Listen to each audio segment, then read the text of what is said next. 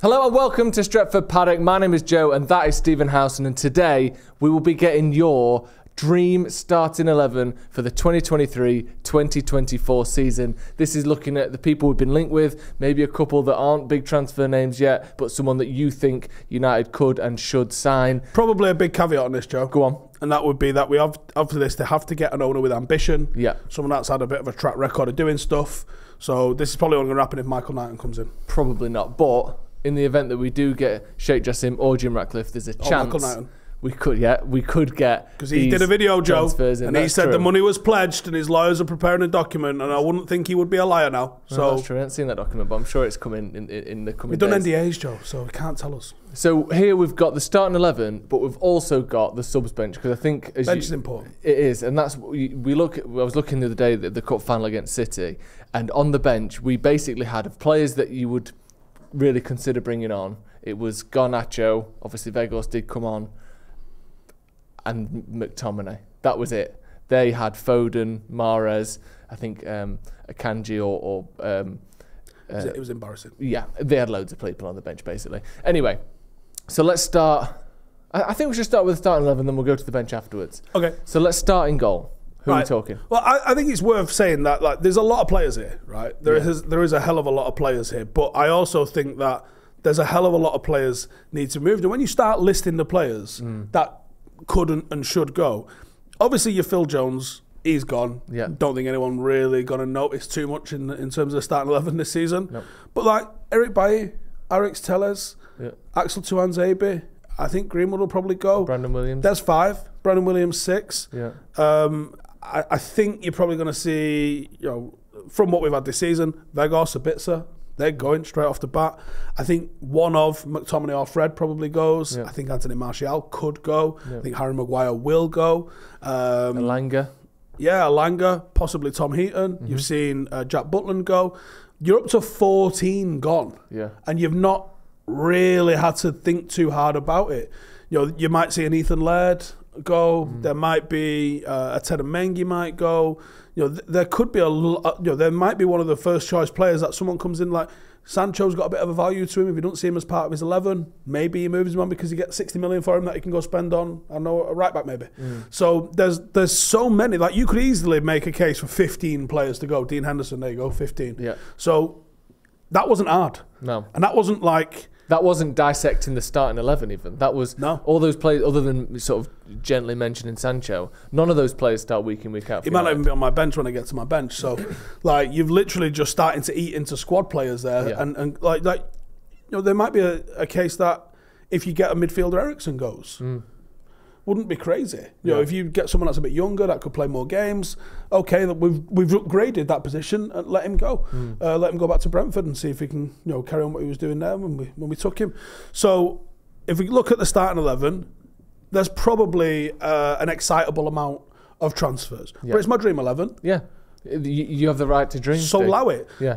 And I think I'm only making 1, 2, 4 changes to the starting 11, which is what we did last summer.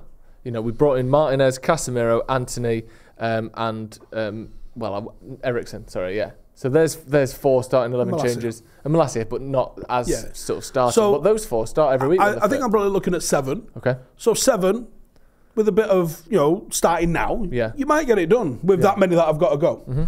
So the big note, and actually there'll be 16 going because, as you'll notice, I've brought in a new goalkeeper. Yeah. And I don't think De Gea would stick around if you brought in a new goalkeeper. Okay. So, Diogo Costa from Porto, better with his feet, comes out of his box, allows us to sweep up behind a high line. Mm-hmm. He's an upgrade on David De Gea, and he's here for 10 years. Great signing. Seems to make sense. Available for relatively small fee in the grand scheme of things, like 40% of a Declan Rice. Do you think we'd get any money for De Gea if we were to sell him? He's out of contract today.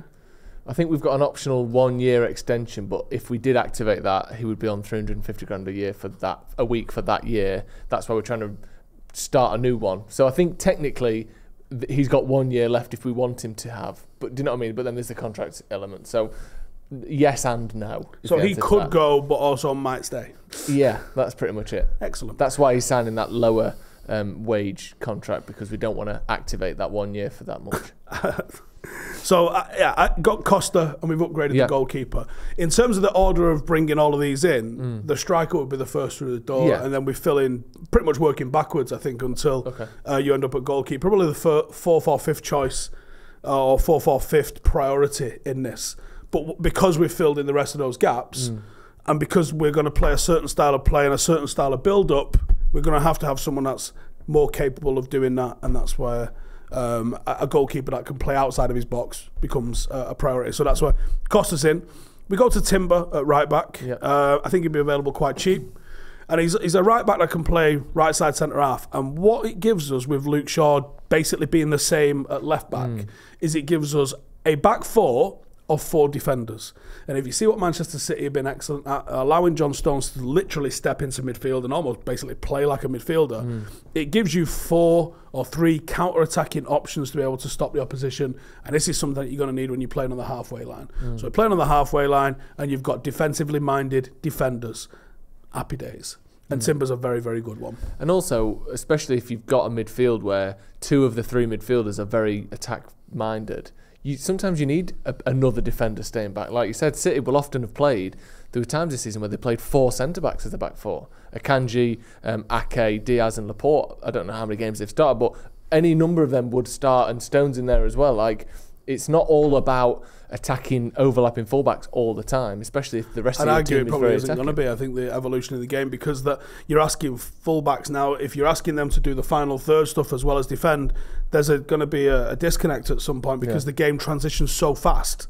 So now we're almost keeping our defenders in our half or around the halfway line so they can help with the transition immediately rather than being 30 yard up the pitch and getting caught out of position. The rest of that defence then is as sort of it has been for the last 12 months. You've got Shaw, Martinez, Varane. No need to upgrade on any of those. I know we'll get to the bench where there is an extra player in those positions, but you think those 3 ready to start should be starting for United? No problem with any of them, because are we talking about who I'm bringing in as a defender now? Well, you can do if you want to, but yeah, it's a bench option at the moment, isn't it? Yeah. So what I've still got is Malacia. And he's obviously my backup to Luke Shaw. We have Luke Shaw, Lindelof as our backups at centre half. I bring in Kim Min-jae because I do think that Lindelof has been a very capable sort of deputiser for the injured Varane. I still think that you can level up on him, and I would bring Kim Min-jae in as our third choice centre half. Did you see as well that Wan-Bissaka was the least dribbled past defender in Europe last season? His success rate, I think, was 92%. Pretty good, stopping people. Number 2 on the list was Kim Min-jae. Excellent. Only Wan-Bissaka has been dribbled past less often than Kim Min-jae last season. So you put them 2 at the back for certain games, you've got an absolute iron wall in terms of stopping counter-attacks, which is obviously... And then obviously you've still got Delo, you've still got Wan-Bissaka. So what we have there is we have depth at left back, at right back, and at centre half, and Timber can also play at centre half as well. So you've got multiple options. Should you lose your big centre halves, which happens and it can be catastrophic when it happens, you can easily flip to Kim Min-jae and Lindelof. And if one of them happens to be out as well, you can bring in Timber and or Luke Shaw as well. And then eventually get down to like Ten and Mengi. And I think centre halves, they've always been in an important position, obviously, but you look at modern football, and I think the number 1 passer in the league last season was Lewis Dunk, and I think typically Van Dijk over the last few years, Van Dijk has been up there. When he's played every week, Ruben Diaz has been up there. I know he was injured last season, so that drops him down. But it's very, very common to see centre backs with the highest number of passes and total touches of anyone in the league. There's a reason why Pep Guardiola basically buys a centre-back a year, regardless of how good his centre-backs are, because it's one of, if not the most important part of the apocalypse, keeping a team. He's like buying bog roll like one of those weirdos on Doomsday Preppers. Mate, why have you bought every centre-back in Europe? Because I might need them, that's why. Right, let's move into midfield then. So the midfield 3, I guess, is this a 4-3-3? 4-3-3, yeah. We've got Casemiro, we've got Bruno Fernandes and Mason Mount in there as well. Yeah, so one thing that we've seen at United this year is that we've played in a 2 and a 1 with Bruno as the 1. And we've experimented with having Bruno played further back, and I think it was probably a successful experiment. That Everton game was unbelievable, wasn't it? Yeah. So I think we've just learned Bruno Fernandes has got the ability to play deeper. And I think Casemiro as a single pivot, not a problem. He did that with 2, a little bit different at Real Madrid and obviously a little bit younger, but he did that with Kroos and Modric not a problem. And I think Bruno Fernandes maybe covering one side, Mason Mount covering the other side. You've got two very progressive ball players that are going to get you goals, they're going to get you assists, and you leave Casemiro to do the donkey work. But because you're playing fullbacks that are more likely going to invert and join him, so you probably have a two and then a line of three, which will be like Shaw, Casemiro, Timber. You've got brilliant ability at stopping counters, brilliant ability at stopping transitions, and brilliant ability from building up through those three. And then it allows us to push 5 attacking players forward to do the attacking.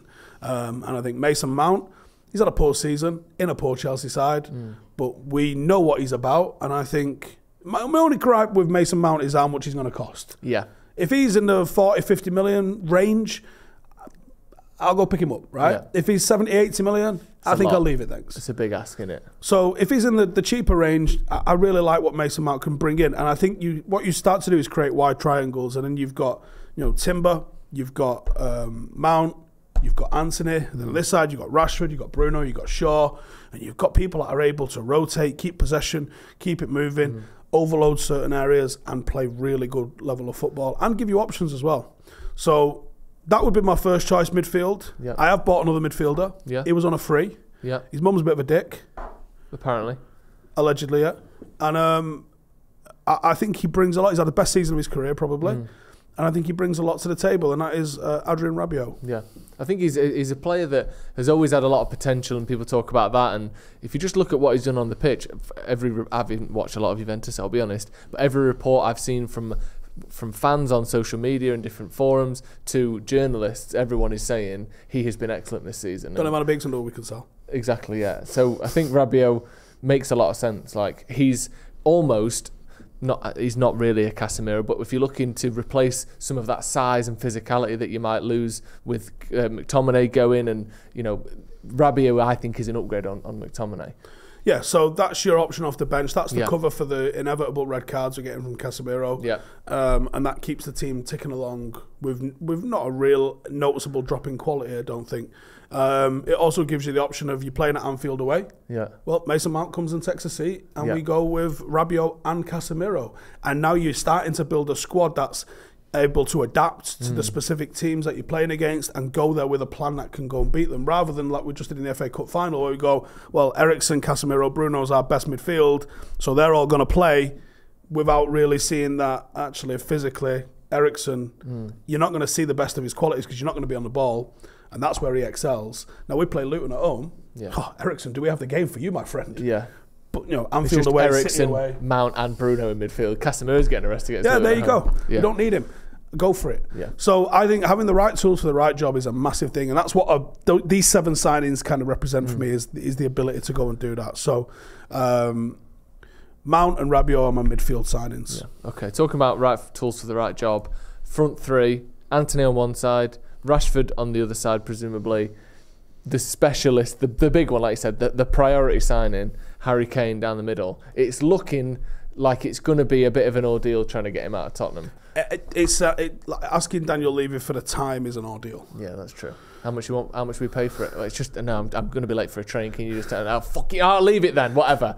Yeah. It's a pain in the arse every single time, isn't it? Imagine like fitting a kitchen at his house. No, you're going to end up paying for it because it's his house. He'd work a way where you think, actually, no, he's probably right. I'll pay for that. Do you think we can get Harry Kane? And if we did, what does he bring to United?